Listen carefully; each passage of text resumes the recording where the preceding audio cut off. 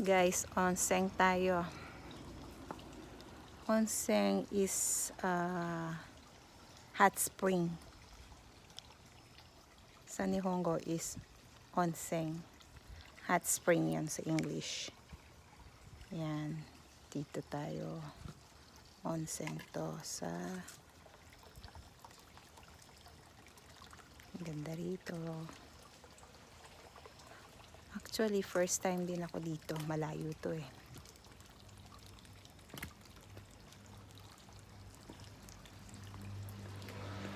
Ang mga Japanese, mahilig sila sa mga onsen. Mahilig sila sa hot spring, massage, yokan. Yokan to. Tawag dito, yokan. Sa yokan, yung mag-stay in ka. May pagkain. May tulugan. Massage spa.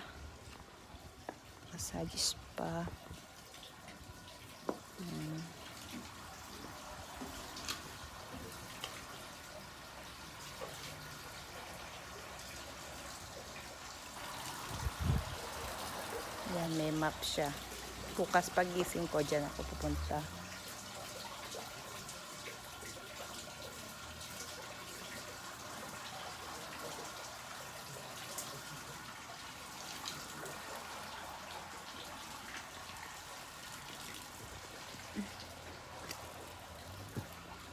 Front test. Ikot tayo. Dito tayo sa gawin dito. Dito yung CR. Malayo yung CR niya sa malayo yung CR niya sa mismong room. Sa mismong heya. Dito yung panlalaki. Dito yung pambabae. Ayun, onsen yun. At saka sauna. May sauna rin. Dito yung sa babae. Magkahiwalay ang babae sa lalaki. Pero pag family kayo, pwedeng magkasama. Ayan. Oh, ang ganda. Ayan. May running water. Galing talagang dagat yan yung onsen na paglulubluban mo. Galing talaga sa dagat yung tubig. Ayan. Ayan, lilibot ko kayo. Pasyal tayo.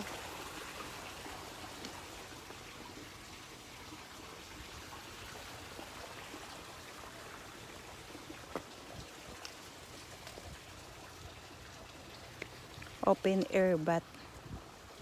Ano to? Open air siya. Open air.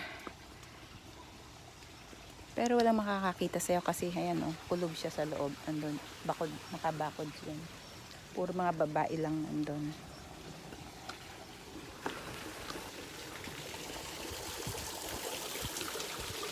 Dun sa gawin dun yung yung onsen na ayan. Hindi makikita kasi hindi pwedeng anuhan doon. Hindi pwedeng picturean doon. Hindi pwedeng i-video doon, mga nakahubad sila. Doon sa gawin doon, mga nakahubad yung mga nasa onsen. Wala talaga damit, hubad-hubad talaga.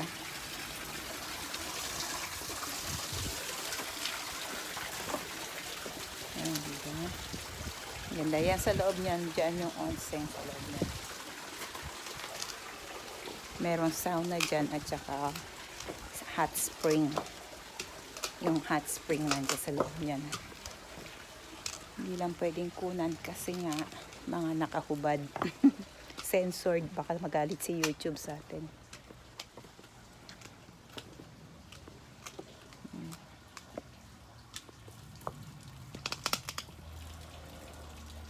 Okay. Ito naman yung ito yung aking room. Yan yung heya ko. Ayan. Ito yung room ko. Ano siya? Private room siya. Private room. Single. Private room yan. May mga yan. Private room siya. Hiwa-hiwalay. Pero hindi siya basta room. Para siyang sambuong bahay. Sambuong bahay siya na Nire-rent, ganun. Ayan, pasok tayo.